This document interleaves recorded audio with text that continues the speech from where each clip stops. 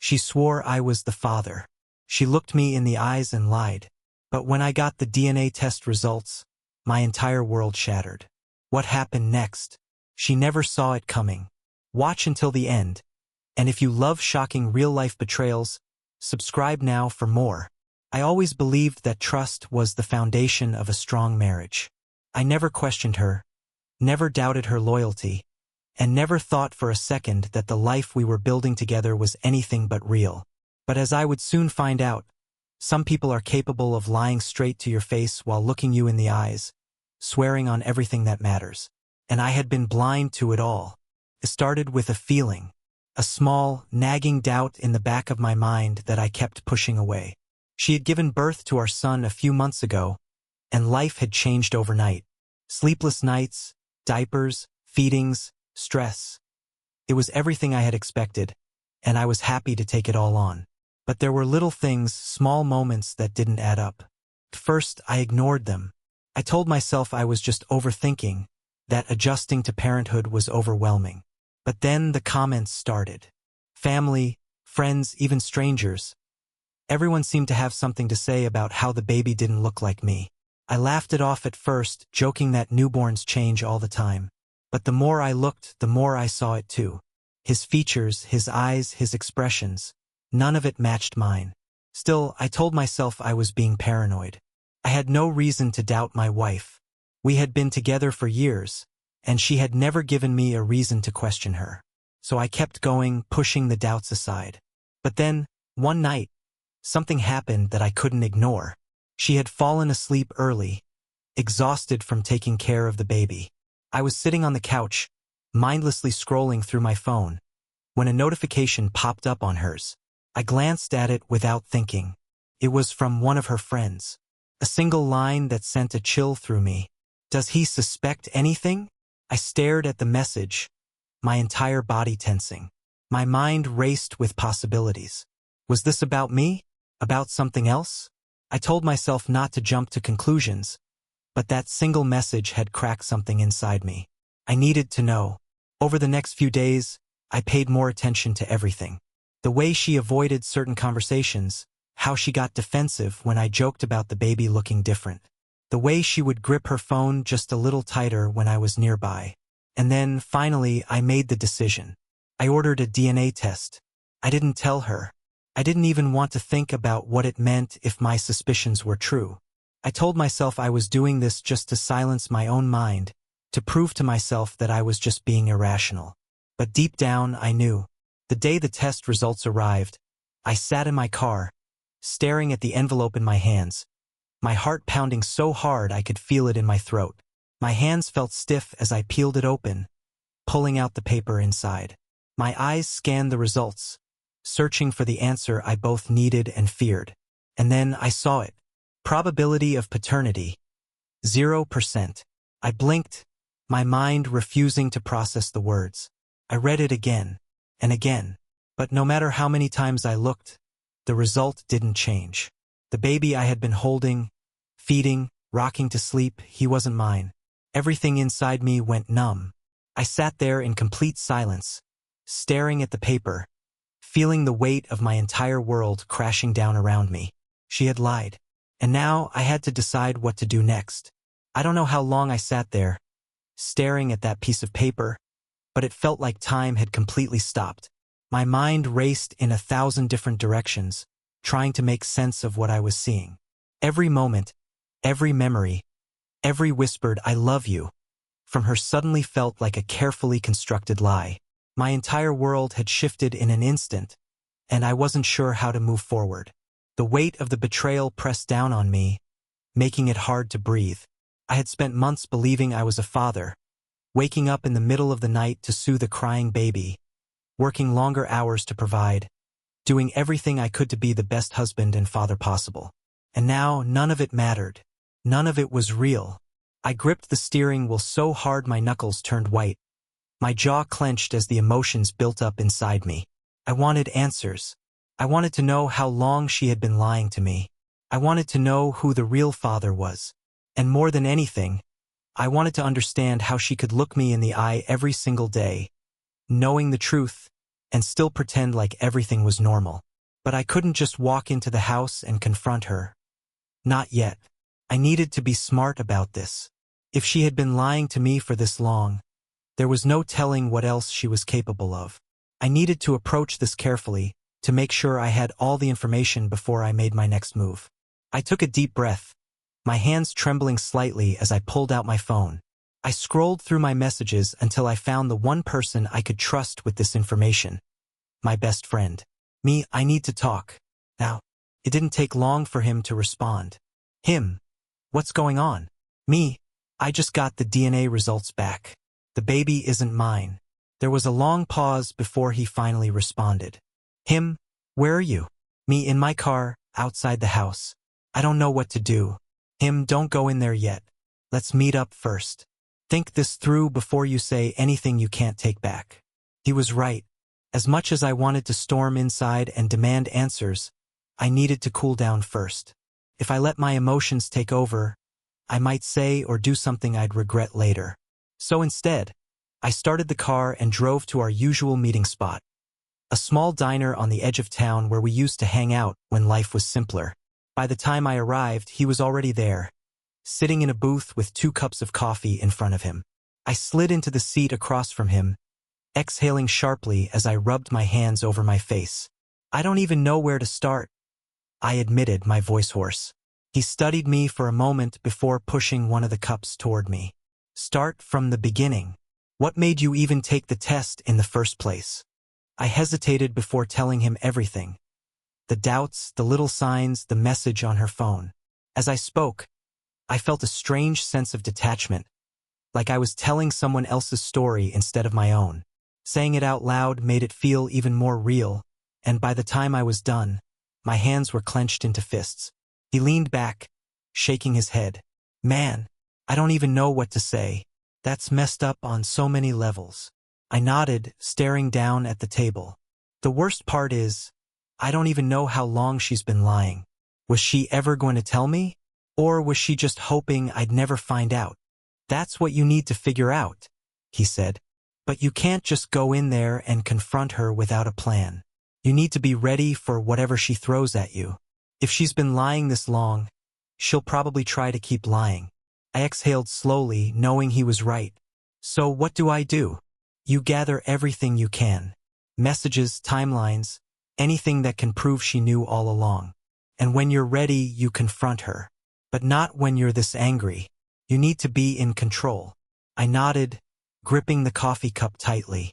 My hands still shook slightly, but I felt a renewed sense of determination. I wasn't going to let her manipulate me. I wasn't going to let her turn this around on me. I was going to find out the truth. And then I was going to decide what to do with it. The drive home felt like it lasted forever. My mind was a mess of tangled thoughts, my emotions pulling me in different directions. I had come into this situation blindly trusting the woman I had built my life with, believing that we were a family. And now, I was on my way back to that same house knowing that everything had been built on a lie. As I pulled into the driveway, I sat there for a long moment, gripping the steering wheel, taking deep, steady breaths. My best friend was right. I couldn't go into this confrontation fueled by pure anger. I needed to stay in control. If I let my emotions take over, she would twist the situation, make herself the victim, and somehow, I would end up the one apologizing. I refused to let that happen. When I finally stepped inside, the house was quiet. The baby was asleep in the nursery, and she was in the living room, curled up on the couch with a book like it was just another normal night. She looked up and smiled as I walked in, completely unaware that her carefully constructed world was about to collapse. "Hey," she said, setting the book down. "You were out late." I forced a neutral expression, shrugging slightly as I set my keys down. "Yeah, just had a lot on my mind. Needed some air." She nodded and stretched her arms. "I get it. You've been working a lot lately. You okay?" The sheer audacity of that question nearly made me laugh. I wanted to say, "No, actually, I just found out that the baby I've been raising isn't mine, so no, I'm not okay." But I held back. Instead, I studied her, watching her body language, the way she spoke so casually like she hadn't spent months lying to my face. How was your day? I asked instead, my voice even. She sighed. Exhausting. The baby was fussy all afternoon, and I barely got anything done. But you know how it is. I nodded slowly. Yeah, I do. She didn't even notice the edge in my voice. She just kept talking, completely unaware that everything had changed. I sat down across from her, keeping my expression unreadable. You know, I've been thinking a lot lately, I said, my voice steady. About us. About the baby. About our future. She smiled softly. That's sweet. Yeah. I continued, leaning forward slightly. I've been thinking about how much I love our son. How much I've sacrificed to make sure you and he have everything you need. How I've spent the last several months believing I was his father. Her smile faltered slightly, but she quickly masked it. You are his father, she said, a nervous laugh slipping through. I reached into my jacket pocket and pulled out the envelope with the DNA test results, placing it on the coffee table between us. Her eyes flicked down to it, then back up at me. Her face paled. What's that? She asked, her voice tight. You tell me, I said calmly. She hesitated, then reached for it, her hands shaking slightly as she opened it. Her eyes scanned the words, her breathing becoming uneven. When she looked back up at me, there was no denying it. She knew she had been caught. I leaned back, crossing my arms. So, do you want to start explaining? Or should I start guessing? She opened her mouth, then closed it again. For the first time since I had known her, she was at a complete loss for words. I don't know what to say, she finally stammered. I tilted my head. How about the truth? She swallowed hard, gripping the papers like they could somehow change the reality of what was in front of her. It was a mistake, she whispered. I scoffed, shaking my head. A mistake, I repeated. A mistake is forgetting to pick up milk at the store. A mistake is missing a doctor's appointment. Lying to me for months. Letting me believe I was raising my own child when you knew the truth the whole time? That's not a mistake. That's a choice. She started shaking her head rapidly. No, you don't understand. Then explain it to me, I snapped. Because from where I'm sitting, it looks like you've been lying since day one. Tears welled up in her eyes, but I wasn't falling for it. She could cry all she wanted.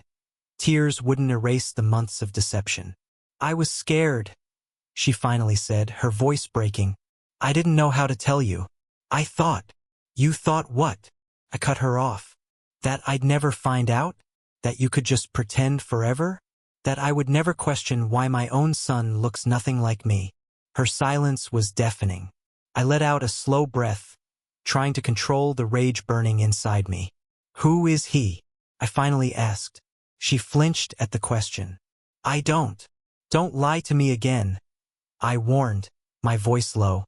Her lower lip trembled. And then, finally, she whispered a name I recognized, a name that made my blood run cold. I stared at her, disbelief washing over me. Out of all the people in the world, it was him, and in that moment, everything changed. Not just the way I saw her, but the way I saw my entire past. Every interaction, every moment that now held a different meaning. The betrayal wasn't just hers alone. It was his too. And now I had to decide what to do with that information. The name echoed in my mind, hitting me like a punch to the gut. Out of all the possibilities, out of every nightmare scenario I had imagined, this was the one I hadn't prepared for. I had trusted him.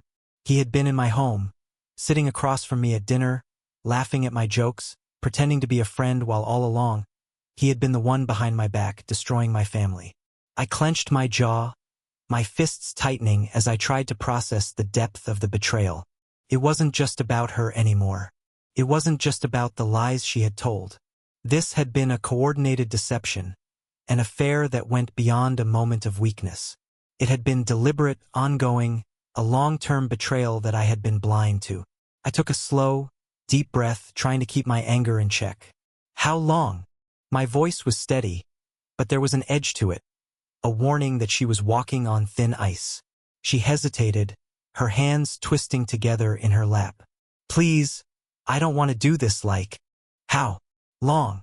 I cut her off, my tone leaving no room for negotiation. She swallowed hard, her gaze dropping to the floor. Almost 2 years, she admitted in a whisper. 2 years. I felt my entire body go rigid. That meant this had started long before the baby. It meant that while I had been planning a future with her, making sacrifices, giving everything I had to our relationship, she had been sneaking around with someone I considered a friend. The sheer weight of it settled over me like a crushing force. I had been living in a lie for 2 years. I let out a bitter laugh, shaking my head. Unbelievable. I never meant to hurt you, she said quickly, her voice desperate now. It just happened. I snapped my gaze back to her, my patience wearing dangerously thin. It just happened? I repeated, my voice laced with disbelief. You don't accidentally cheat on someone for 2 years. You don't accidentally have a baby and pretend it's theirs. This wasn't a mistake. This was a choice. Every single day you chose to lie to me. Tears spilled down her cheeks, but I felt nothing. The woman sitting in front of me wasn't the person I thought I knew. She wasn't the woman I had loved. She was a stranger who had burned our entire life to the ground without a second thought. I wanted to tell you, she whispered, but I was scared. I didn't want to lose you. I let out another humorless laugh. Lose me? You lost me the second you decided I wasn't good enough to deserve the truth. Silence stretched between us. For a brief moment, I wondered if I had missed the signs, if there had been clues all along that I had simply ignored. But no, this wasn't my fault. This wasn't something I could have prevented. She had made a decision to betray me, and I had been the fool who believed in her. I exhaled slowly, running a hand down my face. I need to know something, I said, my voice quieter now, but still firm. When you found out you were pregnant, did you already know it wasn't mine? She hesitated. That hesitation told me everything I needed to know. I closed my eyes for a brief moment, swallowing the sharp sting in my chest. That's all I needed to hear. Wait! She reached out, trying to touch my arm, but I pulled back, standing up. Please don't walk away. We can talk about this. We can figure something out. I stared at her, shaking my head slowly. There's nothing to figure out, I said. You made sure of that. Her face crumpled, and for the first time, I saw real fear in her eyes. Not fear of losing me, fear of losing the stability I had provided. Fear of what her life would look like without me. You don't have to do this, she whispered. I laughed, but it was empty. You did this, not me. With that, I turned and walked toward the door. She called my name, but I didn't stop. I stepped outside, breathing in the cold night air, letting it settle in my lungs. I could hear my heart pounding in my ears, but the rage I had felt before was slowly being replaced by something else. Relief. The worst part was over. The truth was out. And now all that was left was to move forward. Without her, I walked away that night, but the weight of the betrayal followed me. The truth had shattered everything I thought I knew, and even though I had made the decision to leave, I knew that the battle wasn't over. The woman I had trusted had been lying to me for 2 years. The child I had loved, the one I had believed was mine, wasn't.